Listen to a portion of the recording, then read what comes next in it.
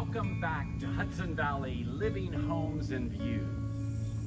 Today we're stepping inside a true masterpiece of modern architecture designed by the legendary architect Philip Johnson, the Wolfhouse.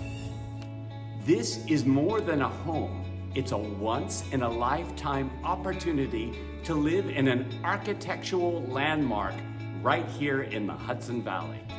Set atop a hillside, the Wolfhouse commands sweeping panoramic views of the Hudson River and the iconic Newburgh-Beacon Bridge. Built around 1950 and meticulously restored in 2020, this residence perfectly balances museum-quality design with the comforts of contemporary living. Johnson's signature style, clean lines, open interiors, and a seamless connection to nature remains as striking today as it was 75 years ago. Inside you'll find 4 bedrooms and 3 baths, all designed around light, space, and flow. Floor-to-ceiling plate glass windows frame the river views. The open concept floor plan is anchored by a working fireplace and a central courtyard, blurring the line between indoors and out. White oak floors add warmth and refinement, while the updated kitchen blends modern functionality with mid-century character.